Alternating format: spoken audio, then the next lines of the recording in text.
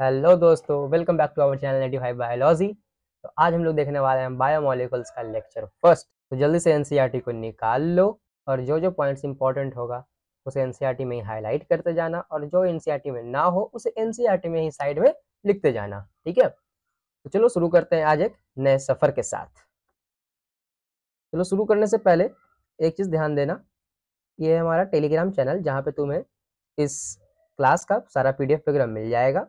ये हमारा Instagram ID है, ठीक है। यहाँ पर तुम लोग ज्वाइन हो सकते हो, कुछ पर्सनल मैसेज वगैरह डीएम कर सकते हो, ठीक है। जहाँ पर तुम्हें डेली शॉर्ट्स देखने को मिल जाएंगे, कुछ टिप्स ट्रिक्स एनसीईआरटी हैक्स वगैरह देखने को मिल जाएंगे, ठीक है। तो चलो शुरू करते हैं ज़्यादा टाइम ना वेस्ट करते हुए, ठीक है।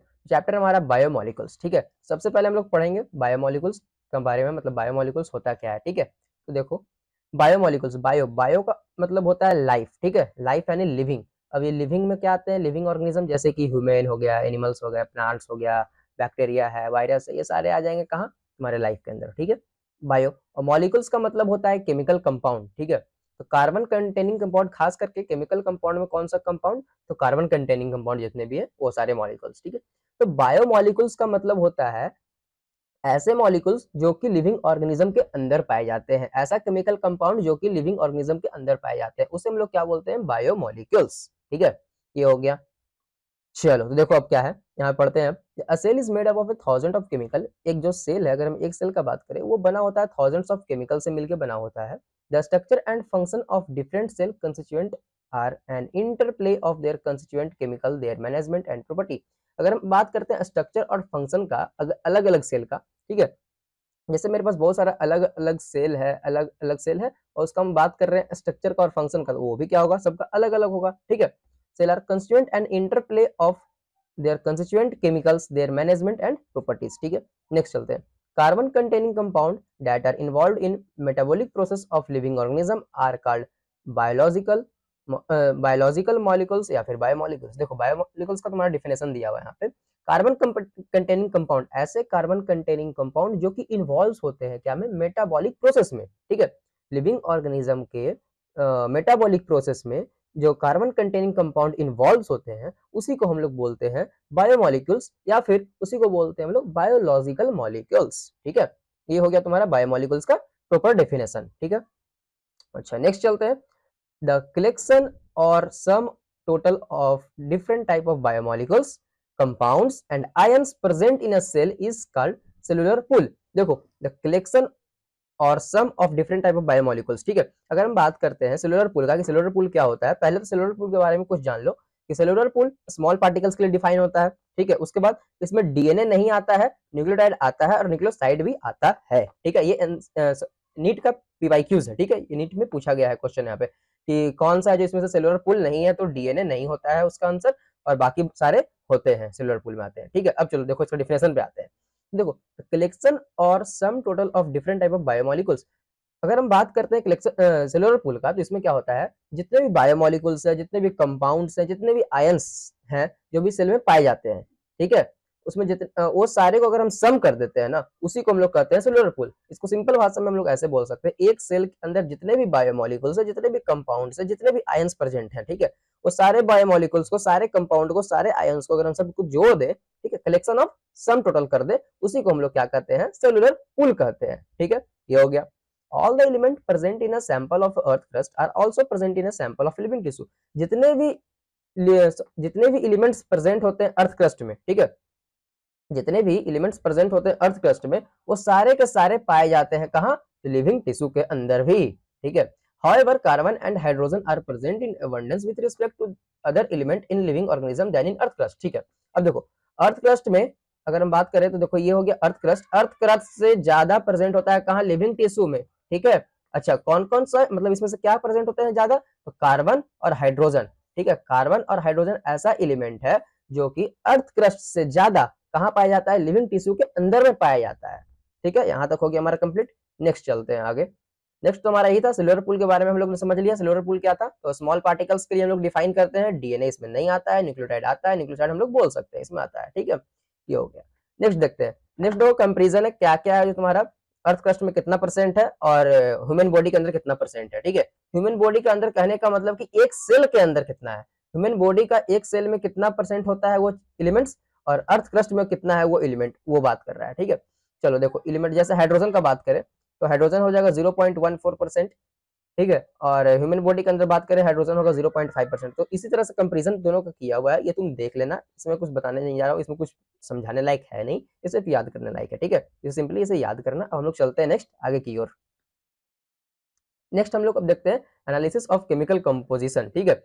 अब हम लोग बात करते हैं कि कोई भी एक लिविंग टिश्यू है उसको हम लोग कैसे एनालिसिस करेंगे, ठीक है। अच्छा, अब एनालिसिस क्या क्या करना है, तो केमिकल कंपोजिशन का, कि उसमें कौन सा केमिकल है, ऑर्गेनिक कंपाउंड है, इनऑर्गेनिक कंपाउंड है, उसको कैसे हम लोग एनालिसिस करेंगे और कैसे पहचानेंगे कि इसमें कौन सा ऑर्गेनिक कंपाउंड है और इस सेल में कौन सा इनऑर्गेनिक कंपाउंड है, उसको पहचानने का तरीका क्या है, किस तरह से पहचानेंगे, वो हम लोग अब सीखने वाले हैं, ठीक है। तो चलो देखते हैं। Elemental analysis gives elemental composition. अगर हम कोई भी एलिमेंट का एनालिसिस करेंगे तो हम लोग को एलिमेंटल कंपोजिशन पता चलेगा, ठीक है। अगर हम लोग को कोई एलिमेंट का कंपोजिशन देखना है तो उसके लिए हम लोग क्या करेंगे, एलिमेंट्स का एनालिसिस करेंगे, ठीक है। अच्छा, in the form of hydrogen, oxygen, chlorine, carbon, ये सब के फॉर्म में हम लोग को देखने को मिलता है, ठीक है। अच्छा चलो आगे चलते हैं। Analysis of a compound give an idea of the kind of organic and inorganic constituent present in a living tissue. देखो हम लोग एनालिसिस जब किए कंपाउंड का, एक सेल के अंदर जब हम लोग एनालिसिस किए तो हम लोग को देखने को मिला उसमें बहुत सारा ऑर्गेनिक इनऑर्गेनिक कंस्टिट्यूएंट देखने को मिला, ठीक है। अच्छा, अब कैसे किए ऑर्गेनिक कंपाउंड का पता और कैसे किए इनऑर्गेनिक कंपाउंड का पता, वो हम लोग देखने वाले हैं, ठीक है। सबसे पहले हम लोग देखेंगे analysis of organic compound. Organic compound का कैसे हम लोग एनालिसिस किए वो हम लोग देखने वाले हैं, ठीक है। A chemical analysis is performed for identification of type of organic compound found in living organism, ठीक है। तो वही चीज लिखा है, ऑर्गेनिक कंपाउंड का हम लोग पता कर रहे हैं एक लिविंग ऑर्गेनिज्म में, उसी के लिए हम लोग केमिकल एनालिसिस करने वाले हैं। वो कैसे करेंगे हम लोग आगे देखेंगे, ठीक है। उससे पहले कुछ एक और चीज लिखा है वो पढ़ लो कि trichloroacetic acid is used in biochemistry to precipitate macromolecules such as DNA, RNA and protein. देखो यहाँ पे सिंपल पॉइंट है, अब इसका काम क्या आएगा ये भी याद रखने वाला चीज है, ठीक है। स्टार मार्क कर दे रहे हैं, ये याद रखने वाला चीज है, इसको याद रखना कि ट्राइक्लोरोएसिटिक एसिड को हम लोग यूज करते हैं बायोकेमिस्ट्री में, इसलिए तो प्रेसिपिटेट करने के लिए मैक्रोमोलिक्यूल्स को, ठीक है। मैक्रोमोलिक्यूल्स को प्रेसिपिटेट करते हैं। मैक्रोमोलिक्यूल्स में भी कौन सा मैक्रोमोलिक्यूल्स, जैसे कि डीएनए हो गया, आरएनए हो गया, प्रोटीन हो गया, ये सबको क्या करते हैं हम लोग प्रेसिपिटेट बनाते हैं, इन लोग का पीपीटी बनाते हैं, ठीक है। अच्छा, किसका यूज करते हैं, तो ट्राइक्लोरोएसिटिक एसिड का यूज करते हैं। अब कैसे कैसे यूज करते हैं हम लोग देखते हैं आगे, ठीक है, एक फ्लो चार्ट से। चलो तो देखो सबसे पहले क्या करेंगे, एक लिविंग टिश्यू लेंगे। अब वो लिविंग टिश्यू लीवर सेल का भी हो सकता है या फिर लिफ का भी हो सकता है, जो तुम्हारे एनसीईआरटी में लिखा हुआ है, ठीक है। एक लिविंग टिश्यू को लिए, आइदर प्लांट का लिए या फिर एनिमल का लिए, is taken and ground in a trichloroacetic acid using a motor pastel. अब मोटर पेस्टल की मदद से क्या किए, उस टिश्यू को पेस्ट बना दिए, टिश्यू का पेस्ट बना दिए, और उसमें क्या किए हम लोग ट्राइक्लोरोएसिटिक एसिड को भी मिला दिए। ट्राइक्लोरोएसिटिक एसिड का फॉर्मूला होता है CCl3COOH, ठीक है। ये हो गया तुम्हारा ट्राइक्लोरोएसिटिक एसिड का फॉर्मूला, ठीक है। अब वो हम लोग क्या किए, पहले टिश्यू लिए लिविंग टिश्यू, उसको क्या किए उसमें हम लोग डाल दिए ट्राइक्लोरोएसिटिक एसिड और दोनों का पेस्ट बना दिए, ठीक है। ग्राइंड करके पेस्ट बना दो या फिर कैसे मोटर पेस्टल से ही बना सकते हो तुम लोग, पेस्ट बना दी। उसके बाद क्या हुआ, तुम्हें एक थिक स्लरी मिलेगा। Thick slurry is obtained which is strained through cheese cloth. हम चीज क्लॉथ से क्या करेंगे, उसको स्ट्रेंड करेंगे। स्ट्रेंड मतलब होता है छानना। चाय छन्नी का काम क्या होता है, चाय छन्नी का काम होता है कि ऊपर में जो बच गया चाय पत्ती और नीचे में क्या होता है चाय तुम्हारा आ जाता है, ठीक है। तो जो ऊपर में जो बचता है ना, उसी तरह से देखो यहाँ पे चीज क्लॉथ यहाँ पे चाय छन्नी के जैसा काम कर रहा है, ठीक है। चीज क्लॉथ यहाँ पे हो गया तुम्हारा चाय छन्नी, ठीक है। अब चाय छन्नी में जब तुम चाय को डालते हो तो उसमें दो चीज मिलता है, एक नीचे में तुम्हारा चाय गिर गया आ गया कप में, और चाय छन्नी के ऊपर में जो मटेरियल रहता है ना, उसको बोलते हैं हम लोग रिटेंटेट बोलते हैं, ठीक है। और जो नीचे आ जाता है चाय, उसको बोलते हैं हम लोग फिल्ट्रेट, ठीक है। अच्छा, अब देखो जो तुम्हारा रिटेंटेट है, हम बात कर रहे हैं उस चाय पत्ती का, तो चाय पत्ती क्या होता है, बड़ा होता है, ठीक है। रिटेंटेट यानी कि इसको हम लोग मैक्रोमोलिक्यूल्स बोलेंगे, इसलिए तो वो नीचे नहीं गया। अच्छा, अब जो छोटा होता है यानी कि चाय तुम्हारा फिल्ट्रेट, ठीक है, वो क्या होता है, छोटा होता है माइक्रोमोलिक्यूल्स, तो वो नीचे चला गया, ठीक है। बस याद करने का तरीका बता रहे हैं, ऐसा कुछ होता नहीं है, ठीक है। हम लोग आते हैं टॉपिक पे भी आते हैं, बस याद करने का तरीका था ये, यहाँ पे ये खत्म हुआ। अब सिंपली इसको समझो टॉपिक से, ठीक है। एक थिक स्लरी तुमको ऑब्टेन हुआ, उसके बाद तुम इसको चीज क्लॉथ से क्या किए, फिल्टर किए। जब फिल्टर करने के बाद यहाँ पर तुम्हें दो चीज देखने को मिलेगा, ठीक है। चीज क्लॉथ के ऊपर में जो पाया गया उसे बोलेंगे रिटेंटेट, यानी जो बचा हुआ पार्ट था, ठीक है, वो मैक्रोमोलिक्यूल से एसिड इनसॉल्युबल, एसिड में सॉल्युबल नहीं हो पाया, ठीक है। और जो नीचे आ गया, ठीक है, वो चीज क्लॉथ से, उसे बोलेंगे हम लोग फिल्ट्रेट, वो फिल्टर हो गया, एसिड सॉल्युबल पूल में आ गया, उसे हम लोग माइक्रोमोलिक्यूल्स बोलते हैं, ठीक है। अब माइक्रोमोलिक्यूल्स और मैक्रोमोलिक्यूल्स दोनों को लोग डिफरेंशिएट करके अच्छे से पहले समझ लेते हैं क्या होता है, ठीक है। तो सबसे पहले देखो माइक्रोमोलिकुल्स। माइक्रोमोलिकुल्स क्या है? माइक्रोमोलिकुल्स ऐसे मॉलिक्यूल्स होते हैं जिसका वेट 18 से लेके 800 डाल्टन तक होता है, ठीक है।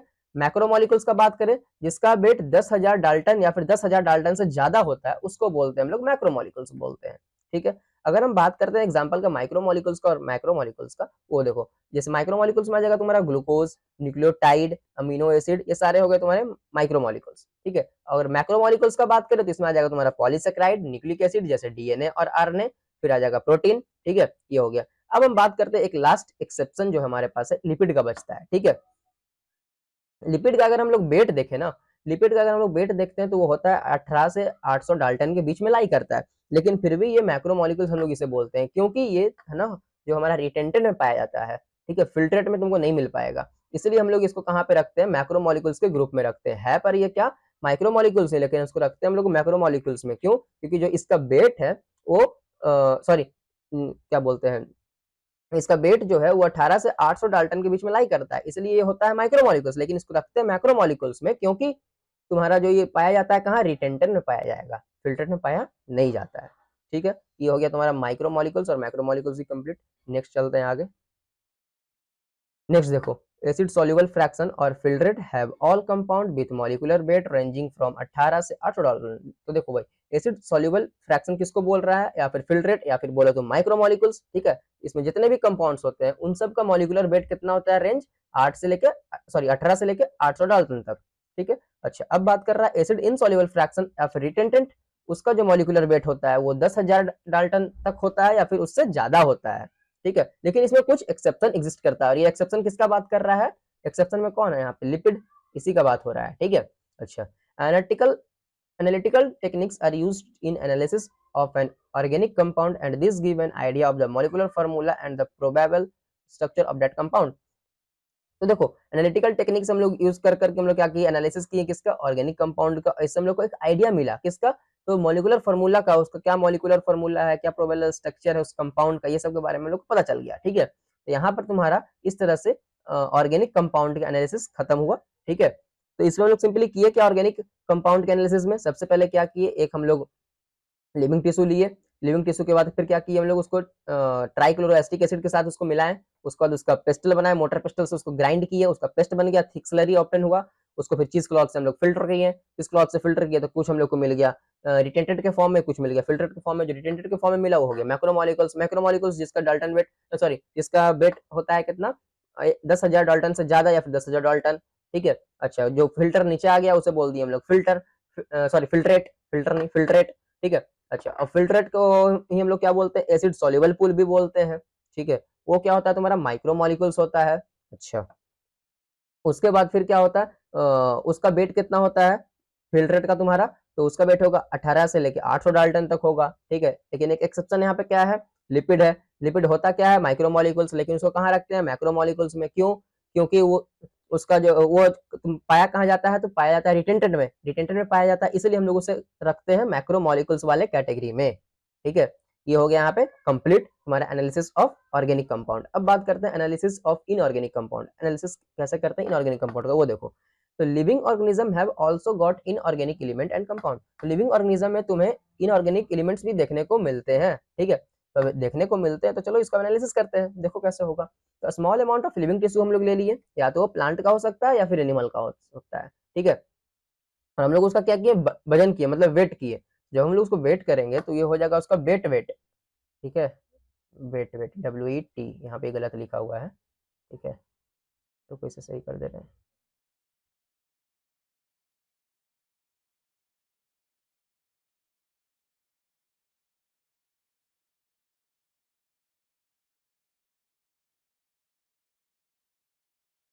चलो ये ठीक है, ये हो गया इसका वेट वेट, ठीक है। अब बात करते हैं इसमें क्या लेना है, tissue sample is dried and weighed again, ठीक है।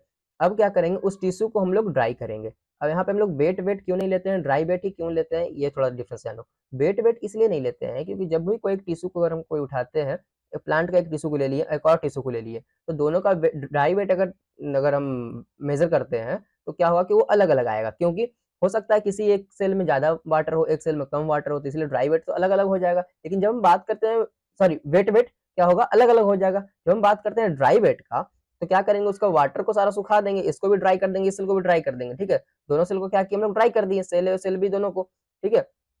तो अब हम लोग उसको अगर जब मेजर करेंगे वेट, तो देखेंगे दोनों का जो सेल का जो मेजर आएगा, मेजरमेंट होगा, वो सेम आएगा, वेट सेम आएगा, ठीक है। तो इसीलिए हम लोग क्या करते हैं, यहाँ पर ड्राई वेट को यूज करते हैं, वेट को यूज नहीं करते हैं, ठीक है। तो क्या करेंगे, सबसे पहले इसमें एक टिश्यू को लेंगे, ठीक है, उसको अगर वेट किए अगर हम, तो वो हम लोग कैसा दिखेगा, हम लोग को दिखेगा उसका वेट मिलेगा, ठीक है। लेकिन हमको क्या करना पड़ेगा, उस टिश्यू को या फिर उस सेल को पहले ड्राई करना पड़ेगा, ठीक है। उसको पहले हम लोग ड्राई कर दिए और फिर ड्राई करने के बाद फिर उसका वेट किए, तो उसको हम लोग क्या मिल गया, ड्राई वेट मिल गया, ठीक है। अब देखो dry tissue is fully burned, अब जो ड्राई टिश्यू था ना उसको पूरी तरह से जला देंगे, ठीक है। All carbon compound are oxidise, जितने भी कार्बन कंपाउंड थे वो सारे क्या हो जाएंगे, ऑक्सीडाइज कर जाएंगे गैसेस फॉर्म में, ठीक है। अब वो गैसेस फॉर्म कैसा हो सकता है, या तो CO2 हो सकता है, या तो वाटर वेपर के फॉर्म में वो वेपराइज हो जाएगा, ठीक है, और वो रिमूव हो जाएगा। अब क्या करेंगे, अब जो हमें जो बच गया वो मिला हमें एस, जो हमें बच गया उसे हम लोग बोलते हैं एस, एस यानी कि राख, ठीक है। इट कंटेन इनऑर्गेनिक एलिमेंट, अब उस एस में इनऑर्गेनिक एलिमेंट तुमको देखने को मिलेगा। अच्छा कौन कौन सा, जैसे कैल्शियम हो गया, मैग्नीशियम हो गया, ये सब देखने को मिलेगा।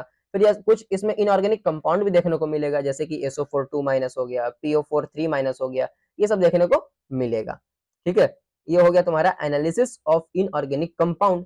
ऐसे तो हम लोग एनालिसिस करते हैं इनऑर्गेनिक कंपाउंड का। इसमें लोग सिंपली किया क्या, सबसे पहले वो एक टिश्यू को उठाए, वो लिविंग टिश्यू था, उसका वेट था, वेट हम लोग को लेना नहीं है, लेना क्या है, ड्राई वेट। ड्राई वेट के लिए लेने के लिए क्या करेंगे, उस टिश्यू को ड्राई करेंगे, उसका आ जाएगा ड्राई वेट, ठीक है। अब ड्राई करने के बाद क्या करेंगे, उसको वर्न करेंगे, वर्न करेंगे तो क्या होगा, कंपाउंड ऑक्सीडाइज हो जाएगा, ठीक है, गैसेस फॉर्म में।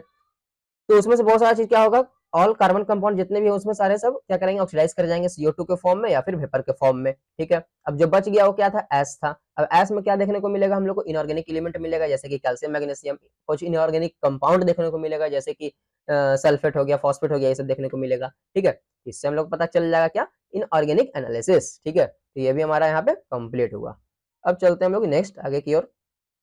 तो देखो in chemistry functional group are identified as aldehyde, ketone, aromatic compound, ठीक है। अगर हम बात करते हैं केमिस्ट्री में, तो केमिस्ट्री में हम लोग फंक्शनल ग्रुप के बेसिस पे हम लोग आइडेंटिफाई करते हैं किसको, एल्डिहाइड को, कीटोन को, एरोमेटिक कंपाउंड को, ये सब को। लेकिन जब बात करते हैं बायोलॉजिकल पॉइंट ऑफ व्यू से देखें ना, तो फंक्शनल ग्रुप के बेसिस पे हम लोग क्लासिफाई करते हैं अमाइनो एसिड को, न्यूक्लियोटाइड को, ठीक है, न्यूक्लियोटाइड बेस हो गया, फैटी एसिड हो गया, ये सब को हम लोग क्लासिफाई करते हैं।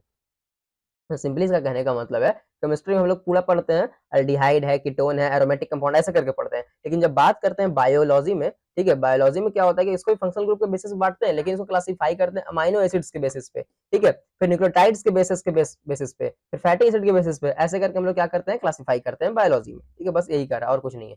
अब देखो representative inorganic constituent of living tissue, representative inorganic constituent जो कि लिविंग टिश्यू में पाया जाता है, जैसे कि क्या क्या है, तो सोडियम हो गया, पोटेशियम है, कैल्शियम, मैग्नीशियम, वाटर, कुछ कंपाउंड जैसे कि NaCl, CaCO3, SO4 2-, PO4 3-, ये सब पाए जाते हैं एक लिविंग टिश्यू में, ठीक है। ये हो गया हमारा खत्म। अब हम लोग देखेंगे थोड़ा सा प्राइमरी एंड सेकेंडरी मेटाबोलाइट्स के बारे में, ये क्या होता है, ठीक है। Metabolism are the intermediate and the end product of cellular metabolism, cellular metabolism का इंड प्रोडक्ट बोल सकते हो, या फिर सेलुलर मेटाबॉलिज्म का इंटरमीडिएट कौन है, मेटाबोलाइट्स है, ठीक है, ये हो गया। उसके बाद organic compound including amino acid, sugar, etc are called biomolecules. Organic compound जैसे कि अमीनो एसिड हो गया, शुगर हो गया, ये सबको हम लोग क्या बोलते हैं, बायोमोलिक्यूल्स बोलते हैं। और बायोमोलिक्यूल्स को हम लोग क्या बोलते हैं, हम लोग नोन एज मेटाबोलाइट्स, इसी को तो हम लोग मेटाबोलाइट्स कहते हैं। अब कुछ मेटाबोलाइट्स प्राइमरी होते हैं, कुछ सेकेंडरी होते हैं। अब इसका पॉइंट ऑफ व्यू क्या है वो हम लोग देखते हैं, किस बेसिस पे बांटे हैं। जो पहले देखो metabolites of two types, metabolites होते हैं टू टाइप्स के, ठीक है, एक होता है प्राइमरी, एक होता है सेकेंडरी। तो देखो प्राइमरी वाला क्या होता है, सेकेंडरी क्या होता है। Primary metabolites are the chemical compound produce during the growth and development process, ठीक है। प्राइमरी मेटाबोलाइट्स एक ऐसा केमिकल कंपाउंड है जो कि प्रोड्यूस होता है ग्रोथ और डेवलपमेंट के दौरान, ठीक है। लेकिन जब बात करते हैं हम लोग सेकेंडरी मेटाबोलाइट्स का, एनालिसिस ऑफ प्लांट, अगर हम जब प्लांट को एनालिसिस किया, फंगल को एनालिसिस किया, फंगी को, माइक्रोबियल सेल को, तो several compound are seen beside primary metabolites. वो प्राइमरी मेटाबोलाइट्स को छोड़ करके, प्राइमरी मेटाबोलाइट्स को छोड़ देंगे ना, जैसे प्लांट सेल है, फंगी सेल है, माइक्रोबियल सेल है, उसमें प्राइमरी मेटाबोलाइट्स को छोड़ करके जितने भी चीज उसमें बच रहे हैं, जितने भी मेटाबोलाइट्स बच रहे हैं, सबको हमने क्या कहा, सेकेंडरी मेटाबोलाइट्स। सिंपल वे में अगर इसको समझे, जो जैसे देखो एक ऑर्गेनिज्म है हमारे पास, ठीक है, उस ऑर्गेनिज्म ने कुछ अपने लिए प्रोड्यूस किया, अपने ग्रोथ के लिए, अपने डेवलपमेंट के लिए प्रोड्यूस किया कुछ चीज को, ठीक है। उसको हमने तो बोल दिया प्राइमरी मेटाबोलाइट्स, ठीक है। लेकिन कुछ ऐसा भी उसके साथ साथ प्रोड्यूस हुआ जो कि उस ऑर्गेनिज्म को उसका काम नहीं है, ठीक है, तो उसको हमने बोल दिया क्या, सेकेंडरी मेटाबोलाइट्स। जैसे कि देखो, जैसे कि रबड़ का ट्री है, ठीक है, रबड़ का ट्री बोल दो या फिर गम का ट्री बोल दो, ठीक है, उसमें उसने क्या किया, अपने ग्रोथ और डेवलपमेंट के लिए जो चीज प्रोड्यूस किया, लेकिन जब उससे गम निकला ना उस प्लांट से, तो उस गम का वो प्लांट को है जो कोई भी फायदा नहीं है उसका, मतलब वो अपने यूज के लिए नहीं उसको प्रोड्यूस किया, तो वो क्या हो गया, उसका सेकेंडरी मेटाबोलाइट्स हो गया। चलो इसका एग्जांपल आगे हम लोग फर्दर देखेंगे सेकेंडरी मेटाबोलाइट्स का क्या है। फिलहाल छोड़ो, देखो यहाँ पे लिखा हुआ है ना, जैसे अल्कनोइड्स हो गया, फ्लेवोनोइड्स हो गया, रबड़ हो गया, इसेंशियल ऑयल्स हो गया, ये सब है ना, जैसे इसेंशियल ऑयल हो गया, जैसे कि हमारा सनफ्लावर ऑयल है, एक एग्जांपल के तौर पे बता रहे हैं, सनफ्लावर ऑयल क्या वो फ्लावर अपने लिए यूज कर रहा है, नहीं ना, उसको क्या कर रहे हैं, उसको हम लोग यूज कर रहे हैं। तो इसको सिंपल वे में तो ऐसे समझ सकते, जो चीज हम लोग प्लांट से यूज कर रहे हैं, प्लांट से हम लोग ले रहे हैं, वो प्लांट का यूज का नहीं है, ठीक है, वो चीज हम लोग जो यूज कर रहे हैं वो सारे सेकेंडरी मेटाबोलाइट्स आते हैं, और जो प्लांट का यूज के लिए है वो सारे प्राइमरी मेटाबोलाइट्स आते हैं, ठीक है। चलो अब देखते हैं, these are involved in the primary metabolic process such as respiration and photosynthesis। Primary metabolism वाले का काम क्या होता है कि वो इन्वॉल्व होते हैं रेस्पिरेशन जैसे प्रोसेस में, फोटोसिंथेसिस जैसे प्रोसेस में इन्वॉल्व होते हैं, ठीक है। Secondary metabolites are not required for primary metabolic process. Secondary metabolites को हम लोग यूज नहीं करते हैं, रिक्वायर्ड नहीं होता है प्राइमरी मेटाबॉलिक प्रोसेस में। Carbohydrates, protein, lipid, nucleic acid, example of primary metabolites. देखो अब वही प्राइमरी मेटाबोलाइट्स का एग्जांपल क्या क्या आ जाएगा, जैसे carbohydrate, protein, lipid, nucleic acid, ये सारे प्राइमरी मेटाबोलाइट्स के एग्जांपल हैं। जैसे कि सनफ्लावर का अभी बता रहे थे, सनफ्लावर ऑयल का, ठीक है, ये सनफ्लावर है, सनफ्लावर में क्या इसेंशियल है, उसको कार्बोहाइड्रेट चाहिए, प्रोटीन चाहिए, लिपिड चाहिए, न्यूक्लिक एसिड चाहिए, उसको बढ़ने के लिए, ग्रोथ करने के लिए, डेवलपमेंट के लिए। लेकिन ऑयल जो होता है सनफ्लावर का, वो उसको नहीं चाहिए, सनफ्लावर ऑयल उसको नहीं चाहिए, इसलिए तो हम लोग क्या करते हैं, हम लोग उसको यूज कर लेते हैं। लेकिन जब हम लोग क्या, अगर प्लांट का ही अगर हम लोग कार्बोहाइड्रेट, प्रोटीन और लिपिड्स वगैरह ले लेंगे, तो प्लांट फिर ग्रोथ कैसे करेगा, ग्रोथ तो कर नहीं पाएगा। तो इसीलिए वो प्लांट के लिए वो क्या है, वो प्राइमरी मेटाबोलाइट्स है, और जो प्लांट जो यूज नहीं कर रहा है वो सेकेंडरी मेटाबोलाइट्स है, और सेकेंडरी मेटाबोलाइट्स को हम लोग अपने लिए यूज करते हैं, जैसे कि अल्कनोइड्स हो गया, फ्लेवोनोइड्स हो गया, रबड़ हो गया, essential oil, antibiotics, colour pigment, ये सब हम लोग क्या करते हैं, हम लोग यूज करते हैं। ये सब किसका एग्जांपल है, सेकेंडरी मेटाबोलाइट्स का, ठीक है, ये हो गया। अब देखो, these are directly involved in growth, ये डायरेक्टली इन्वॉल्व होता है ग्रोथ में। such compound are highly useful for the organism, ये हाईली यूजफुल होते हैं ऑर्गेनिज्म के लिए और खुद के लिए itself, and are present from the start, और ये शुरुआत से ही प्रेजेंट होते हैं प्लांट में, ठीक है। अब देखो, इसका कोई भी डायरेक्ट रोल नहीं होता है ग्रोथ में या फिर डेवलपमेंट में। This compound have a limited role, इसका लिमिटेड रोल होता है, बहुत कम से ना के बराबर इसका रोल होता है ऑर्गेनिज्म में, ठीक है। Are found at a particular stage of development, और ये ऐसा नहीं है कि शुरुआत से ही मिलने लगेगा, प्लांट ग्रो होने के बाद कुछ एक उसका बेसिक पर्टिकुलर स्टेज आता है डेवलपमेंट का, वहां पर से जाके हम लोग को वो चीज मिलता है, वो चीज, ठीक है। जैसे सेकेंडरी मेटाबोलाइट्स जो है वो एक पर्टिकुलर स्टेज पे जाकर देखने को मिलता है प्लांट्स में, ठीक है, प्लांट्स में हो या फिर किसी भी ऑर्गेनिज्म में हो, ठीक है। Primary metabolites are generous quantities and can easily be extracted, ठीक है। जेनरस कहने का मतलब है कि ज्यादा, ठीक है। प्राइमरी मेटाबोलाइट्स जो है वो ज्यादा क्वांटिटी में देखने को मिलेगा और उसको हम लोग इजिली एक्सट्रैक्ट कर सकते हैं। लेकिन जो सेकेंडरी मेटाबोलाइट्स है वो स्मॉल क्वांटिटी में रहता है और इसको एक्सट्रैक्ट करना उतना ही डिफिकल्ट भी है और एक्सपेंसिव भी है, ठीक है, ये हो गया।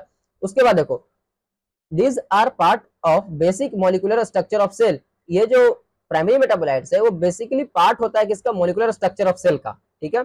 these are not part of basic molecular structure of the cell, cell के स्ट्रक्चर का ये पार्ट नहीं होता है सेकेंडरी मेटाबोलाइट्स, ठीक है, लेकिन प्राइमरी मेटाबोलाइट्स होता है, ठीक है।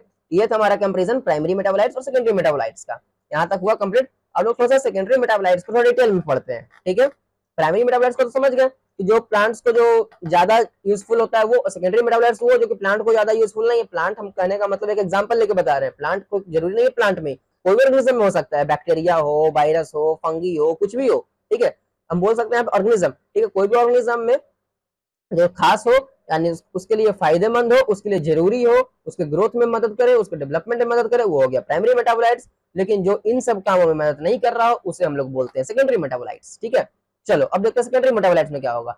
Secondary metabolites are useful to human welfare, secondary metabolites useful होता है ह्यूमन के लिए, ठीक है, ह्यूमन वेलफेयर के लिए, एंड हम सब इकोलॉजिकल इंपॉर्टेंस, और कुछ इसका इकोलॉजिकल इंपॉर्टेंस भी है, ठीक है। तो क्या है देखते हैं, सेकेंडरी मेटाबोलाइट्स जैसे कि पिगमेंट, इसका एग्जांपल आ जाएगा कैरोटेनॉइड्स और एंथ्रोसाइनिन। अल्कनोइड्स, इसमें आ जाएगा मॉर्फिन, कोडिन, टर्पेनोइड्स, मोनोटर्पेंस, डायटर्पेंस। एसेंशियल ऑयल में आ जाएगा लेमन ग्रास ऑयल। टॉक्सिन में आ जाएगा अर्बिन, रेसिन। लेक्टिन्स में आ जाएगा कॉन्कावेलाइन ए। ड्रग्स में आ जाएगा विनब्लास्टिन, कुरकुमिन। अच्छा, पॉलीमेरिक सब्सटेंस में आ जाएगा तुम्हारा रबड़, गम, सेलुलोज, ठीक है। अब इसका तुमको ट्रिक अगर चाहिए तुम कमेंट करो ट्रिक, तो इसका ट्रिक का मैं एक शॉर्ट्स वीडियो बना दूंगा, वहां पे तुम्हें इसका सारे का ट्रिक मिल जाएगा, लेकिन इसे याद करना बहुत जरूरी है और ये एनसीईआरटी का ही दिया हुआ है टेबल, ठीक है। तो यहाँ पे स्टार मार्क भी कर दे रहे हैं जिससे पता चले, ठीक है, इंपॉर्टेंट है। चलो ये हो गया। अब चलते हैं हम लोग नेक्स्ट। नेक्स्ट देखो, नेक्स्ट है macromolecules generally belong to 4 class of organic compound, ठीक है। तो मैक्रोमोलिक्यूल्स जनरली बिलोंग करता है 4 क्लास से, कौन कौन सा? तो polysaccharide, nucleic acid, protein and lipid, ठीक है। ये हो गया, ये तो हम लोग पढ़ लिए हैं पहले भी, वही चीज है। एवरेज कंपोजिशन ऑफ सेल, अब देखो कुछ एवरेज कंपोजिशन होता है सेल का, वो हम लोग देख लेते हैं। जैसे कि वाटर, एक सेल में वाटर कितना होगा? तो 70 to 90%, प्रोटीन कितना होगा? तो 10 to 15%, carbohydrate 3%, lipid 2%, nucleic acid 5 to 7%, ion 1%, ठीक है। अब इसका भी तुमको ट्रिक चाहिए कैसे याद करना है, कैसे पूरा परसेंटेज को याद करना है, इसका भी मेरे पास ट्रिक है, तुम बस कमेंट करो।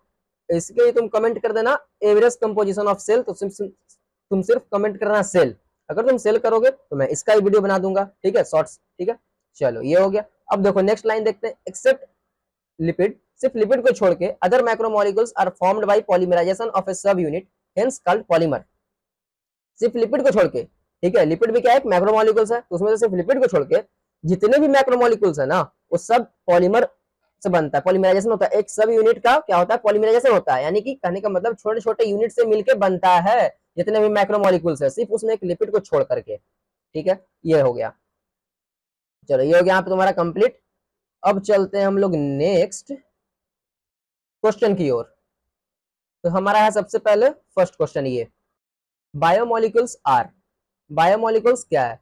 Inorganic material, organic material, all the carbon compound obtain from living tissue, only DNA and RNA, ठीक है। बायोमोलिक्यूल्स होता क्या है? क्या बायोमोलिक्यूल सिर्फ इनऑर्गेनिक मटेरियल है? नहीं। क्या सिर्फ ऑर्गेनिक मटेरियल है? नहीं। All the carbon compound obtain from living tissue, जितने भी कार्बन कंपाउंड है जो कि कहाँ पाया जाता है? लिविंग टिश्यू में पाया जाता है, वो सारे को हम लोग क्या बोलते हैं? बायोमोलिक्यूल्स। तो आंसर जाएगा मेरा सी, ओनली डीएनए एंड आरएनए। नहीं, ये भी गलत है, ठीक है। आंसर होगा क्या मेरा? सी, सी है भी। चलो अब चलते हैं हम लोग नेक्स्ट क्वेश्चन पे। तो देखो, the 4 element called big 4 which make up 95% of the element found in a living system। अब देखो ऐसा 4 एलिमेंट का नाम बताना है जो कि 95% सेल को बनाता है, ठीक है। बिग 4, तो उसका नाम तुमको सिंपली याद रखना है, ठीक है। इसमें कोई भी ट्रिक वगैरह नहीं है, इसको याद रख लो, CHON, कौन से, CHON, कौन, ठीक है, यानी कार्बन, हाइड्रोजन, ऑक्सीजन और नाइट्रोजन, ठीक है। ये तुम इसमें सिंपली याद करो इसको। चलो नेक्स्ट चलते हैं हम लोग क्वेश्चन नंबर 3 पे। The element that are found more abundant in earth crust than in the human body are, element that are found more abundant in earth crust than in the human body, ठीक है। ऐसा element बताना है जो कि ज्यादा सबसे ज्यादा पाया जाता है कहाँ? Abundant in earth crust, earth crust में ज्यादा पाया जाता है, ह्यूमन बॉडी से भी ज्यादा, ठीक है। इसका क्या होगा? तो देखो इसको भी तुम सिंपली याद करना ही, ये सब टेबल में से सब याद करना है। इसमें आया क्या? सोडियम, सिलिकॉन, कैल्शियम, मैग्नीशियम, ये जो है ये सारे अर्थ क्रस्ट में ज्यादा पाए जाते हैं, ह्यूमन बॉडी से ज्यादा, ठीक है। आंसर होगा इसका ऑप्शन नंबर बी, ठीक है। चलो नेक्स्ट चलते हैं, element that are found more abundant in the human body than in the earth crust.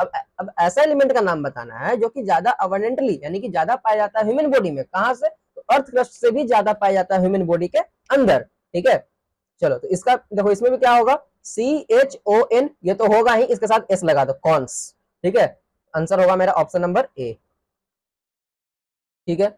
अब चलो नेक्स्ट क्वेश्चन पे, Which of the following is not a part of the cellular pool। अब इसमें से देखो, ये देखो नीट 2022 में ही पूछा गया ये क्वेश्चन, ठीक है। कौन सा इसमें से पार्ट नहीं है सेलुलर पूल का?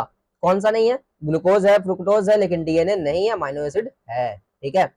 चलो ये हो गया।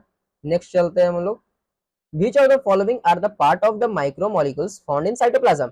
कौन सा पार्ट है माइक्रोमोलिक्यूल्स का जो कि साइटोप्लाज्म में पाया जाता है? देखो सबसे पहले यहाँ पे क्वेश्चन को अच्छे से पढ़ो, ये भी PYQ है नीट 2020 का। कौन सा पार्ट है माइक्रोमोलिक्यूल्स का जो कि पाया जाता है साइटोप्लाज्म में? तो सबसे पहले बात कर रहा है माइक्रोमोलिक्यूल्स, मैक्रो नहीं है, माइक्रोमोलिक्यूल्स यानी छोटे छोटे मॉलिक्यूल्स, ठीक है। अच्छा माइक्रोमोलिक्यूल्स में आता कौन कौन सा? पहले ये भी देखो, प्रोटीन आता है? नहीं आता है। अमीनो एसिड आता है? हाँ, ग्लूकोज भी आता है, लेकिन यहाँ पे आरएनए नहीं आता है, ठीक है। अच्छा उसके बाद देखो माइक्रोमोलिक्यूल्स में तुम्हारा स्टार्च और लिपिड, ठीक है, लेकिन क्या बोलते हैं, लिपिड तो नहीं आता है ना, लिपिड थोड़ी है माइक्रोमोलिक्यूल्स, तो मैक्रोमोलिक्यूल्स में, तो आंसर होगा तुम्हारा ऑप्शन नंबर बी, ठीक है, अमाइनो एसिड और ग्लूकोज। उसके बाद नेक्स्ट आते हैं हम लोग क्वेश्चन नंबर 7 की ओर। ये भी देखो एम्स 2016 में पूछा है, the freely diffusible molecules found in cytoplasm are collectively known as. एक फ्रीली डिफ्यूजिबल मॉलिक्यूल्स का नाम बताना है जो कि पाया जाता है कहाँ, साइटोप्लाज्म में, उसको हम लोग क्या बोलते हैं, collectively known as macromolecule, cellular pool, structural component या एंजाइम, सेलुलर पोल, ठीक है। इसका डेफिनेशन भी देखा था, एक ऐसा फ्रीली डिफ्यूजिबल मॉलिक्यूल्स जो कि पूरे साइटोप्लाज्म में पाया जाता है, वो सारे को हम लोग मिला करके क्या बोलते हैं, तो सेलुलर पोल बोलते हैं, सिंपल, ठीक है। चलो नेक्स्ट चलते हैं। अब देखो इस क्वेश्चन को समझो। If one weight a small amount of living tissue and dry it, एक हम लोग वेट किए small amount of living tissue को और उसको ड्राई किए पहले, ठीक है। Now if the tissue is fully burned, अब टिश्यू को क्या किया, फुल्ली बर्न्ड कर दिए, all the carbon compound are oxidise, जितने भी कार्बन कंपाउंड सारे ऑक्सीडाइज कर गए गैसेस फॉर्म में, and are remove, what is the remaining called, अब जो रिमेनिंग बचा उसको हम लोग क्या कहते हैं, फिल्ट्रेट कहते हैं, रिटेंटेंट कहते हैं, एस कहते हैं, स्लरी कहते हैं। तो फिल्ट्रेट तो हम लोग कहते नहीं है, रिटेंटेंट भी नहीं कहते हैं, स्लरी भी नहीं कहते हैं, एस कहते हैं, ठीक है, एस यानी राख। इसमें देखो वर्ंट वाला है ना, तो वर्ंट वाला में तुम्हारा फिल्टर नहीं मिलेगा, जो वर्ंट अगर कर देंगे जैसे देखो जलने के बाद क्या बचता है, राख बचता है, जिसे तुम ऐसे भी याद कर सकते हो, तो यहाँ पे क्या बचेगा, एस मिलेगा, एस से याद रख लो, ठीक है। वर्ंट जहां पे होगा वहां क्या होगा, एस होगा, तो आंसर क्या जाएगा तुम्हारा सी। चलो नेक्स्ट चलते हैं। अब एक लिविंग टिश्यू, हम लोग एक लिविंग टिश्यू लिए, ग्राइंड किए उसको ट्राइक्लोरोएसिटिक एसिड में using pastel and motor, pastel और मोटर के मदद से उसको क्या कर दिए, ग्राइंड कर दिए, एंड स्ट्रेंड इट, अब उसको स्ट्रेंड किए, यू ऑब्टेन टू फ्रैक्शन, हमको अब दो फ्रैक्शन मिला, ठीक है। स्ट्रेंड करने का मतलब उसको क्या किया, हम लोग छान दिए, ठीक है, हम लोग को दो फ्रैक्शन मिला, क्या क्या, एक एसिड सोल्यूबल, एक एसिड इनसोल्यूबल, ठीक है। अब देखो एसिड इनसोल्यूबल फ्रैक्शन में क्या नहीं होगा जो हमसे पूछ रहा है,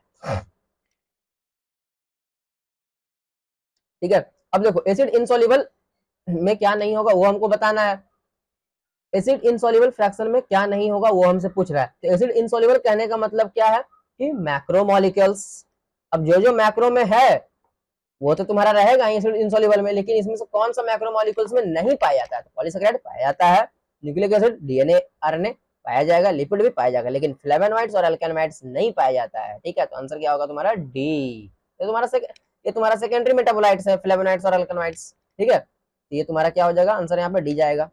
चलो डी है भी। अब नेक्स्ट चलते हैं हम लोग क्वेश्चन नंबर 10 पे।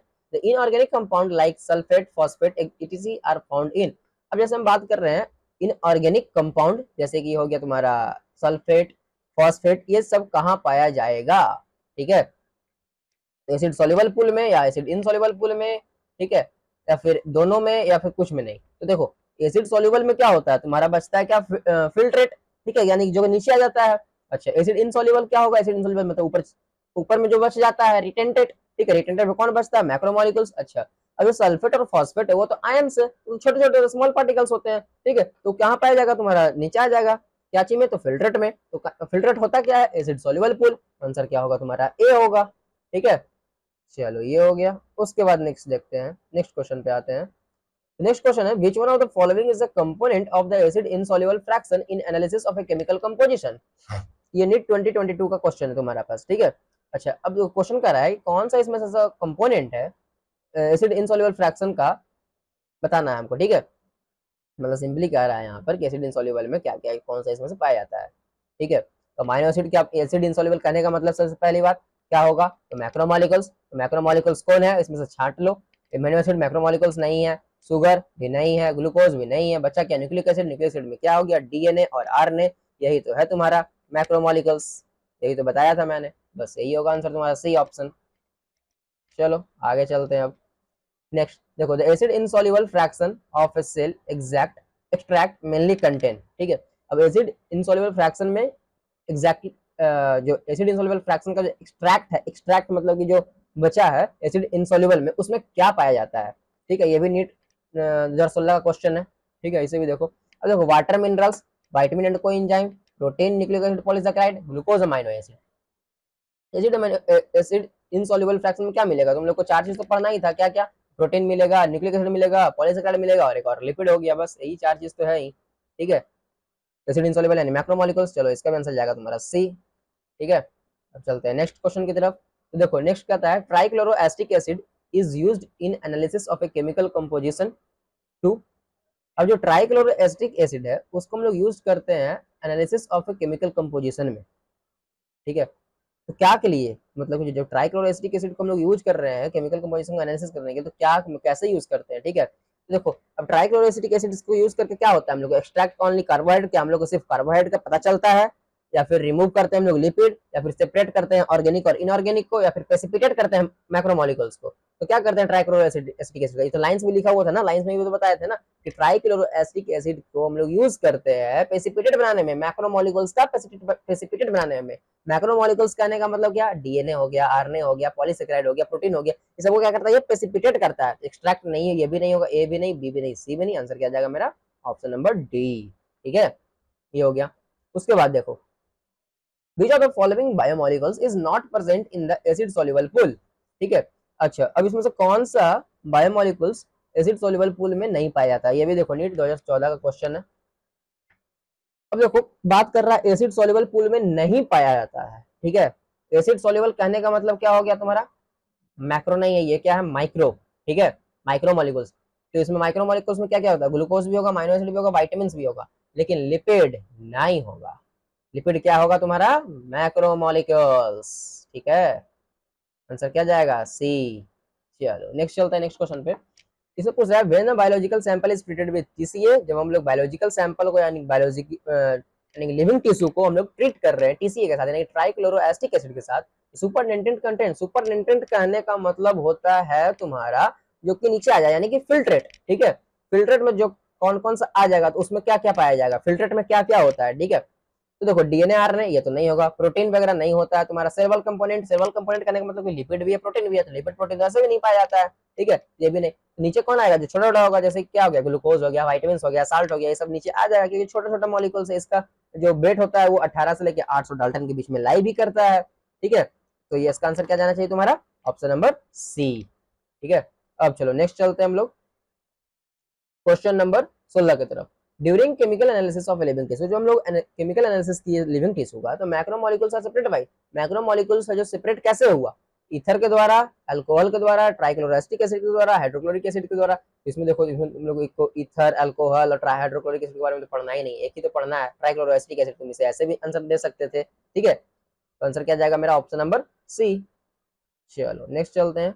The compound having identifiable the compound having identifiable function and play known role in normal physiological process are called, ऐसा कंपाउंड, ठीक है, जो कि आइडेंटिफाइबल है, फंक्शन है और प्ले करता है नोन रोल, नॉर्मल फिजियोलॉजी में वो काम करता है, ठीक है। ऐसा कंपाउंड जो कि नॉर्मल फिजियोलॉजिकल प्रोसेस में भी काम करता है, उसको हम लोग क्या बोलेंगे, प्राइमरी मेटाबोलाइट, सेकेंडरी मेटाबोलाइट्स, बायोमैक्रोमोलिक्यूल्स या फिर पॉलीमेरिक सब्सटेंस। तो देखो हमने बात किया था कि ऐसा कोई भी ऑर्गेनिज्म में जो कि उसका प्राइमरी रोल में अगर इन्वॉल्व हो रहा है तो क्या हो जाएगा प्राइमरी मेटाबोलाइट्स, लेकिन प्राइमरी इन्वॉल्व में नहीं इन्वॉल्व हो रहा है तो हो जाएगा सेकेंडरी मेटाबोलाइट्स। यहाँ पर आंसर क्या होगा, प्राइमरी का बात कर रहा है ना, प्राइमरी यानी कि नॉर्मल फिजियोलॉजिकल प्रोसेस, जितने भी फिजियोलॉजिकल प्रोसेस वो सारे तो प्राइमरी ही है, ठीक है। जैसे कि खाना खाना, रेस्पिरेशन हो गया, फोटोसिंथेसिस हो गया, ये सब तो क्या है, ये सब प्राइमरी ही है ना। तो ये सब क्या में रखेंगे लोग, प्राइमरी मेटाबोलाइट्स में। तो आंसर क्या जाएगा मेरा ए, नॉर्मल फिजियोलॉजिकल सारा प्रोसेस क्या में आ जाएगा तुम्हारा प्राइमरी मेटाबोलाइट्स में। चलो नेक्स्ट चलते हैं हम लोग क्वेश्चन नंबर 18 की तरफ। विच of the following group represent only primary metabolites, कौन सा ग्रुप सिर्फ रिप्रेजेंट करता है प्राइमरी मेटाबोलाइट्स को, ठीक है। अब देखो glucose, ribose, glycine, alanine, cholesterol, ये सारे चीज इंपॉर्टेंट है, ठीक है। एक सेल के लिए glucose, ribose, glycine, alanine, cholesterol सभी इंपॉर्टेंट है। Lectin, serine, glycerol, palmitic acid, nucleotides ये भी इंपॉर्टेंट है। Adenosine, nucleosides, nitrogen base, adenylic acid, triglyceride, ये सारे भी इंपॉर्टेंट है। तो आंसर तुम्हारा क्या जाना चाहिए यहाँ पे, डी जाना चाहिए, सारा ऑप्शन सही है यहाँ पे, ठीक है। ये हो गया यहाँ पे ऑप्शन नंबर डी तुम्हारा करेक्ट। उसके बाद चलते हैं क्वेश्चन नंबर 19 की ओर। इसमें कहता है read the following statement and find out the incorrect statement. अब देखो इसमें स्टेटमेंट को पढ़ो और इनकरेक्ट स्टेटमेंट को ढूंढना है तुमको। चलो पढ़ते हैं। Secondary metabolites are found in plant, देखो सेकेंडरी मेटाबोलाइट्स पाया जाता है कहाँ पे, प्लांट में, फंगल में और माइक्रोबियल सेल में। And we do not understand the role of this secondary metabolites in host organism, और होस्ट ऑर्गेनिज्म में इसका रोल हम लोग नहीं समझ पाते हैं, ठीक है। होस्ट यानी कि जहां पर वो सेकेंडरी मेटाबोलाइट्स रहता है जिसके पास, जिस ऑर्गेनिज्म के पास। जैसे कि देखो सनफ्लावर ऑयल कहाँ मिलेगा, सनफ्लावर में, ठीक है। लेकिन सनफ्लावर ऑयल का सनफ्लावर में क्या रोल है हम लोग पता ही नहीं चल पाता है ना सही से कि क्या रोल है क्या नहीं है, ठीक है। तो वही है, we do not understand the role of this secondary metabolites in host organism, host organism में पता नहीं चलता है क्या कि क्या रोल है उसका। तो ये लाइन तो तुम्हारा सही है। उसके बाद many secondary metabolites like rubber, बहुत सारे सेकेंडरी मेटाबोलाइट्स होते हैं जैसे कि रबर हो गया, ड्रग हो गया, स्पाइस हो गया, सेंट्स हो गया, पिगमेंट्स हो गया, ये कि यूजफुल होता है जो कि ह्यूमन वेलफेयर के लिए, सही बात है। Some secondary metabolites have ecological significance, कुछ सेकेंडरी मेटाबोलाइट्स के पास इकोलॉजिकल सिग्निफिकेंस भी होता है, सही बात है। अच्छा अब देखो, flavonoids, antibiotics, colour pigment and starch are secondary metabolites. देखो इसमें सब चीज सही है, फ्लेवोनॉइड्स भी सही है, एंटीबायोटिक भी सही है, कलर पिगमेंट भी सही है, लेकिन स्टार्च सेकेंडरी नहीं है, स्टार्च प्राइमरी है। अगर हम प्लांट का बात करते हैं तो प्लांट में अगर हम स्टार्च को सेकेंडरी कर देंगे तो फिर कैसे दिक्कत होगा ना, प्लांट में तो अगर उसको तो इसेंशियल है, उसको चाहिए ही चाहिए स्टार्च, ठीक है। फूड को स्टोर क्या में करता है, मतलब जो फूड को स्टोर करता है स्टार्च के फॉर्म में, तो उसको सेकेंडरी मेटाबोलाइट्स कैसे उसको हम लोग बोल देंगे, उसको तो हम लोग प्राइमरी मेटाबोलाइट्स बोलेंगे ना। तो आंसर मेरा क्या जाएगा यहाँ पे, डी। डी मेरा क्या है, गलत है, ठीक है। उसके बाद चलते हैं हम लोग क्वेश्चन नंबर 20 पे, फाइंड द इनकरेक्ट मैचिंग। अब देखो इनकरेक्ट मैचिंग हम लोग को इसमें फाइंड करना है। देखो इसेंशियल ऑयल में डाला है लेमन ग्रास और वाइल्ड को टर्पेनॉइड्स, मोनोटर्पेंस, डाइटर्पेंस से। पॉलीमेरिक सब्सटेंस में आ जाएगा रबर, गम, न्यूक्लियोटाइड, और पिगमेंट में तुम्हारा कैरोटेनॉइड और एंथ्रोसाइनिन। देखो वो टेबल जो था उसको याद कर लेना, उसी से क्वेश्चन पूछा है, ठीक है। अगर वो तुम्हें याद है तो इस वीडियो को पॉज करो और फिर तुम आंसर को क्या करो, कमेंट में बताओ, ठीक है। उसके बाद फिर देखो कि क्या सही है और क्या गलत है। चलो अब देखो, पहले essential oil lemon grass oil, हाँ सही है। उसके बाद टर्पेनॉइड्स, मोनोटर्पेंस, डाइटर्पेंस, ये भी सही है। पॉलीमेरिक सब्सटेंस में रबर आएगा, गम आएगा, लेकिन न्यूक्लियोटाइड नहीं आएगा। पिगमेंट्स में कैरोटेनॉइड आएगा, एंथ्रोसाइनिन आएगा, ठीक है। तो आंसर क्या हो जाएगा मेरा, option number C, incorrect matching है। तो चलो, pick out lectin from those given below. अब इसमें से लेक्टिन को बताना है कि इसमें से लेक्टिन कौन है, ठीक है। तो गम, डिप्टेरिन, डाइटर्पेंस, कॉन्केवलाइन, कुरकुमिन, ठीक है। वो देखो ये भी वही टेबल से क्वेश्चन पूछा है, तो जो लेक्टिन होता है वो उसका एग्जांपल कौन सा हो जाएगा मेरा, कॉन्केवलाइन, ठीक है। आंसर हो जाएगा मेरा ऑप्शन नंबर सी। उसके बाद चलते हैं नेक्स्ट क्वेश्चन पे, which of the following secondary metabolites are used as drug. कौन सा सेकेंडरी मेटाबोलाइट्स को हम लोग यूज करते हैं ड्रग के फॉर्म में, ervin ricin, vinblastine and cucumber, sorry curcumin, curcumin, anthocyanin, gums and cellulose. ये भी देखो उस टेबल से ही क्वेश्चन है। तो देखो ड्रग्स के फॉर्म में हम लोग यूज करते हैं, उसका जो ड्रग्स का जो एग्जांपल है वो क्या था, विनब्लास्टिन था और कुरकुमिन है, ठीक है। तो आंसर क्या होगा मेरा, बी। उसके बाद चलते हैं नेक्स्ट क्वेश्चन नंबर 23 पे, which of the following feature is common to all those compound found in acid soluble pool और फिल्ट्रेट। कौन सा फीचर है जो कि कॉमन होता है, ठीक है। ऐसा फीचर का नाम बताना, विच ऑफ द फॉलोइंग फीचर, कौन सा फीचर जो कि कॉमन है ऑल सारे में, सारे कंपाउंड में जो कि पाए जाते हैं कहाँ, एसिड सॉल्युबल पूल में या फिर बोलो फिल्ट्रेट में। तो देखो दीज आर कल मैक्रोमोलिकुल्स और बायोमैक्रोमोलिकुल्स। देखो अब बात कर रहा है एसिड सॉल्युबल, एसिड सॉल्युबल मतलब कि जो नीचे आ गया यानी फिल्ट्रेट, तो मैक्रोमोलिकुल्स थोड़ी है, तो माइक्रोमोलिकुल्स है, तो ये तो होगा नहीं। उसके बाद there molecular weight is more than 10,000 dalton और एबव, नहीं ये भी नहीं होगा, उसका वेट तो होता है 18 से लेके 1800 डाल्टन तक। आंसर यहाँ पे ऑप्शन ए भी है, तो ये भी नहीं होगा, आंसर क्या होगा मेरा, सी जाएगा, ऑप्शन नंबर सी, ठीक है। ये हो गया। उसके बाद देखते हैं 24, एक मिनट, ये क्या है,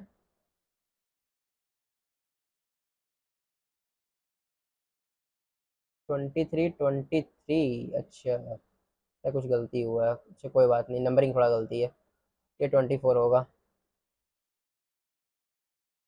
चलो वो देख लेना, नंबरिंग अपना आगे पीछे कर लेना थोड़ा, चलो ऐसा कर देता हूँ, इसे 24 है ये, ठीक है।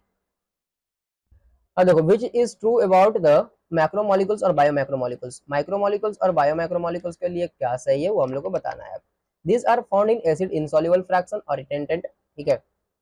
अब जो मैक्रोमोलिकुल्स है वो कहाँ पाया जाएगा, एसिड इनसॉल्युबल फ्रैक्शन में पाया जाएगा, रिटेंडेंट में पाया जाएगा, सही है। उसके बाद with exception of lipid, lipid के एक्सेप्शन के साथ, ठीक है।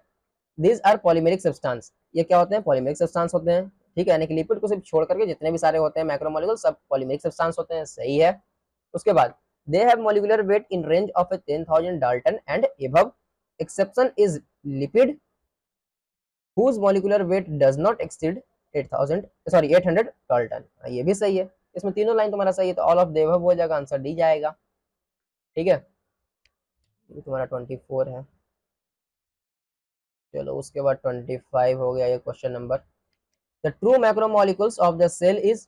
अब ट्रू मैक्रोमोलिकुल सेल का क्या है जो बताना है हम लोग को, true macromolecules, polysaccharide, polypeptide, polynucleotide या फिर ऑल ऑफ द अबव, क्या होगा। तो देखो मैक्रोमोलिकुल्स का बात कर रहा है ना, तो पॉलीसेकेराइड भी होगा, पॉलीपेप्टाइड भी होगा, पॉलीन्यूक्लियोटाइड भी होगा, सही तो है। तो इसमें आंसर क्या जाना चाहिए, ऑप्शन नंबर डी जाना चाहिए, ठीक है, ये होगा। चलो नेक्स्ट चलते हैं, विच, ये तुम्हारा था 25, ये हो जाएगा तुम्हारा क्वेश्चन नंबर 26, ठीक है। विच इज नॉट माइक्रोमोलिकुल्स, कौन सा इसमें से तुम्हारा माइक्रोमोलिकुल नहीं है, एक मिनट जाओ, कौन सा इसमें तुम्हारा माइक्रोमोलिकुल्स नहीं है? माइक्रोमोलिकुल्स यानी क्या हो गया तुम्हारा? फिल्ट्रेट, ठीक है, फिल्ट्रेट। और या फिर इसको तुम लोग बोल सकते हो जो कि तुम्हारा कहाँ पाया जा रहा है, वो चीज क्लॉथ के नीचे पाया जा रहा है, ठीक है। अच्छा, और क्या बोल सकते हो, इसका वेट कितना होगा? 18 से 800 डाल्टन तक होगा, ठीक है। ये हो गया। तो देखो इसमें कौन सा नहीं है माइक्रोमोलिकुल्स जो पूछ रहा है तुमसे? तो सेलुलोज, सेलुलोज हो, सेलुलोज है, या फिर डीएनए, या फिर ग्लाइकोजन, ये सारे के सारे क्या है तुम्हारा? माइक्रोमोलिकुल्स ही है। This is not a micromolecules. Micromolecules कौन सा इसमें से नहीं है? डीएनए नहीं है, हाँ, ग्लाइकोजन तो है, ठीक है, सेलुलोज भी है तुम्हारा माइक्रोमोलिकुल्स। लेकिन जब हम बात करते हैं डीएनए का, तो डीएनए तुम्हारा नहीं है। आंसर यहाँ पे तुम्हारा बी जाना चाहिए, ठीक है। 26। हाँ देखो आंसर यहाँ पे डी दिया जो कि गलत है, यहाँ बी होगा आंसर इसका, ठीक है। तुमसे पूछ रहा है नॉट अ माइक्रोमोलिकुल्स ना, माइक्रोमोलिकुल कौन नहीं है, ठीक है। तो कौन नहीं है? तो डीएनए नहीं है, क्योंकि डीएनए क्या है? मैक्रोमोलिकुल्स है। आंसर डी नहीं होगा, आंसर बी होगा, ठीक है। इसे यहाँ पे करेक्ट कर लेना। उसके बाद देखते हैं question number 27। Most abundant component of the cell, सबसे ज्यादा मात्रा में क्या पाया जाता है सेल में, ठीक है। Most abundant component of cell, cell का मोस्ट अबंडेंट कंपोनेंट क्या है? प्रोटीन, वाटर, सेलुलोज या लिपिड? तो वाटर सबसे ज्यादा मात्रा में पाया जाता है, कितना? तो ये तुम्हारा पाया जाता है 50 to 70%। 50 to 70 होगा, या फिर तुम्हारा 70 to 85% होगा, सॉरी, 50 to 70 नहीं, 70 to 85%, ठीक है। प्रोटीन था तुम्हारा 10 से 15%, ये था, ठीक है। चलो बाकी तो इसके इधर था नहीं सेलुलोज वगैरह का, इसका सेलुलोज को जैसे था नहीं, सिंपली सेलुलोज नहीं था, कार्बोहाइड्रेट था, लिपिड था, ठीक है।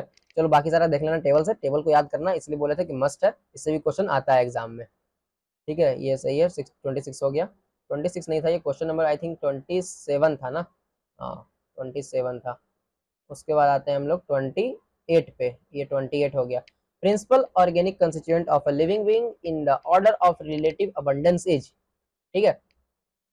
ऐसा ऑर्गेनिक कॉन्स्टिट्यूएंट का नाम बताना है लिविंग बीइंग में जो कि सबसे ज्यादा मात्रा में पाया जाता है। तो इस बार तुम्हारा आंसर वाटर नहीं जाएगा, प्रोटीन जाएगा, ठीक है। देखो वो दोनों में डिफरेंस क्या है, यहाँ पे जब बात कर रहा है ऑर्गेनिक कंस्टिट्यूएंट का, ठीक है, जब ऑर्गेनिक कंस्टिट्यूएंट का जब बात करेगा ना क्वेश्चन में, तो आंसर प्रोटीन जाएगा, सबसे ज्यादा प्रोटीन होता है। लेकिन वाटर तुम्हारा ऑर्गेनिक सब्सटेंस नहीं है, इसलिए जब ऑर्गेनिक ना लिखा हो तो वाटर को मार्क करो, लेकिन सिर्फ जब स्पेसिफाई किया हो क्वेश्चन में कि ऑर्गेनिक कंस्टिट्यूएंट का नाम बताना है, तब यहाँ पे आंसर तुम्हारा प्रोटीन जाएगा, ठीक है। तो यहाँ पर तुम्हारा आंसर क्या होगा? बी ऑप्शन नंबर, वाटर नहीं होगा, ठीक है। चलो चलते हैं हम लोग नेक्स्ट क्वेश्चन नंबर 29 पे। The sum total composition of acid soluble and acid insoluble fraction represent the entire composition of, ठीक है। अब देखो अगर जब हम सम टोटल कर देंगे एसिड सॉल्युबल को भी एसिड इनसॉल्युबल को भी, सबका कंपोजिशन को हम लोग क्या बोलते हैं? ये तो लोग पहले से ही पढ़ते रहे, सेलुलर पूल बोलते हैं। सारे को हम लोग ऐड करके क्या बोलते हैं? सेलुलर पूल बोलते हैं। डेड सेल भी नहीं बोलेंगे, जीन पूल भी नहीं बोलेंगे, जीन लाइब्रेरी भी नहीं बोलेंगे। आंसर क्या जाना चाहिए मेरा? ऑप्शन नंबर सी, ठीक है। चलो नेक्स्ट चलते हैं। which of the following are not secondary metabolites in plant, कौन सा इसमें सेकेंडरी मेटाबोलाइट्स नहीं है प्लांट्स में? देखो ये नीट 2021 का क्वेश्चन है, पीवाईक्यू, ये सारा टेबल से ही दिया हुआ है, कहीं बाहर से क्वेश्चन आया नहीं है। विन ब्लास्टिन, कुरकुमिन, फिर रबर गम, मॉर्फिन, कोडिन, अमीनो एसिड या ग्लूकोज। तो बोल रहा है not secondary metabolites, secondary metabolites नहीं है, तो अमीनो एसिड और ग्लूकोज तुम्हारा सेकेंडरी मेटाबोलाइट्स नहीं है, बाकी सारा तुम्हारा क्या है? सेकेंडरी मेटाबोलाइट्स है। तो ऑप्शन नंबर क्या जाएगा तुम्हारा? डी, ठीक है। उसके बाद आते हैं हम लोग नेक्स्ट क्वेश्चन नंबर, एक मिनट, ये तुम्हारा था क्वेश्चन नंबर, ये था तुम्हारा 29 ना, एक मिनट एक मिनट, ये था 29, हाँ। उसके बाद ये आया तुम्हारा क्वेश्चन नंबर 30।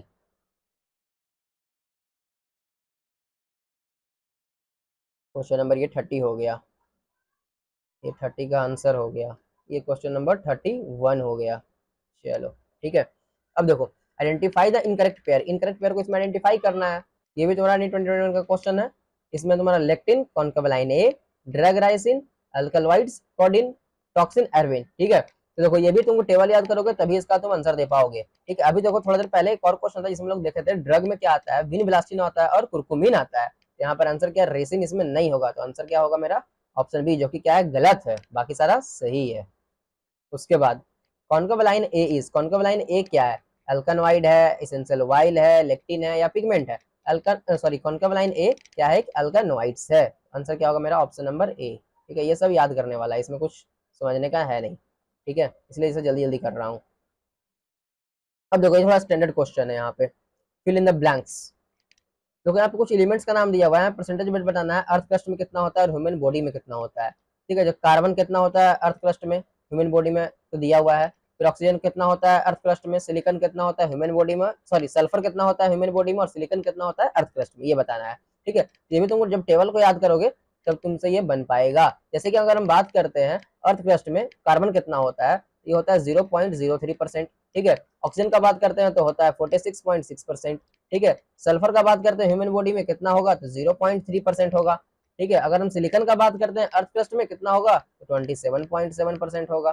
ठीक है, ये हो गया मेरा यहाँ से ऑप्शन नंबर बी। देखो बी तुम्हारा मिलेगा 0.3 0.03 46.6 0.3 27.7। ठीक है, चलो नेक्स्ट चलते हैं हम लोग आगे। अब यार नंबरिंग को थोड़ा देख लेना, अपना नंबरिंग को मिला लेना। ऐसे तो मैं कर दिया था कुछ, 31 था ना ये, हाँ ये 31 था। उसके बाद ये 32 फिर था ये 33 हो गया, ये भी 33 हो जाएगा। उसके बाद ये देखो 34। ठीक है, ये तुम्हारा 34। चलो क्वेश्चन पढ़ो। Read the following statement and find out the incorrect statement. इसमें स्टेटमेंट को पढ़ना है और इनकरेक्ट स्टेटमेंट हमको बताना है। All the element present in the sample of earth crust, जितने भी एलिमेंट पाए जाते हैं प्रेजेंट होते हैं अर्थ क्रस्ट के सैंपल में, all the element present in the sample of earth crust are also present in sample of living tissue. जितने भी सैंपल है, जितने भी अर्थ क्रस्ट में पाए जाते हैं एलिमेंट्स के, वो सारे प्रेजेंट होते हैं कहाँ, लिविंग टिश्यू में। हाँ ये बिल्कुल सही है। ठीक है, बताना हमको क्या है, इनकरेक्ट बताना है, करेक्ट नहीं है, सही है। उसके बाद relative abundance of a carbon and hydrogen with respect to other elements is higher in earth crust than in any living organism. अगर रिलेटिव अबंडेंस देखें हम लोग कार्बन का और हाइड्रोजन का, ठीक है, किसके रिस्पेक्ट में, अदर एलिमेंट्स के रिस्पेक्ट में, तो सबसे ज्यादा होता है कहाँ, अर्थ क्रस्ट में, in the then in living organism में, जो कि गलत है। अर्थ क्रस्ट में ज्यादा नहीं होता है, ज्यादा लिविंग ऑर्गेनिज्म में होता है, अर्थ क्रस्ट में कम पाया जाता है। ये लाइन था।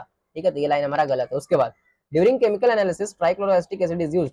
जब हम लोग केमिकल एनालिसिस करते हैं ट्राइक्लोरिक एसिड का यूज करते हैं। हाँ सही है, बिल्कुल सही है। ऑल ऑफ द अबव होगा नहीं, तो आंसर मेरा क्या जाएगा, बी जाना चाहिए।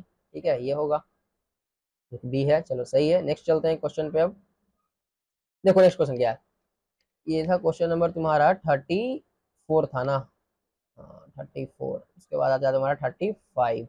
चलो देखो मैच करना है यहाँ पे, पिगमेंट दिया हुआ है यहाँ पे, कैटेगरी पिगमेंट का है ये सारा यहाँ सेकेंडरी मेटाबोलाइट्स का है। ठीक है, अब देखो यहाँ पिगमेंट है, तो पिगमेंट में क्या क्या आ जाएगा तुम्हारा, पिगमेंट तुम्हारा कनकेवलाइन है, मोनोटर्पेन डाइटर्पेन, ये तुम्हारा तो टर्पेनोइड्स हो जाएगा, मोनोटर्पेन डाइटर्पेन। ठीक है, उसके बाद अल्कलॉइड्स अगर बात करें तो मॉर्फिन, कोडीन या फिर लेक्टिन।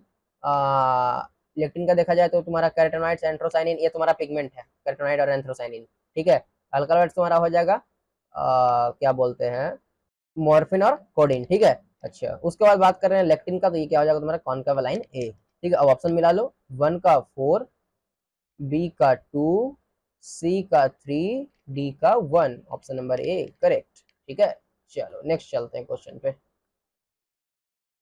नेक्स्ट क्वेश्चन देखो, the correct order of chemical composition of a living tissue या cell in the terms of percentage of total cellular mass is. Correct order बताना है। ठीक है, कंपोजिशन ऑफ लिविंग टिश्यू में कैसा होता है, जितने भी जो मतलब नीचे में देखो दिया हुआ है तुम्हारे पास केमिकल का नाम है, जैसे न्यूक्लिक एसिड है, प्रोटीन है, वाटर है, कार्बोहाइड्रेट है, इसको तुमको सजाना है एक ऑर्डर में, लिविंग टिश्यू में कौन सबसे ज्यादा होता है और कौन सबसे कम होता है।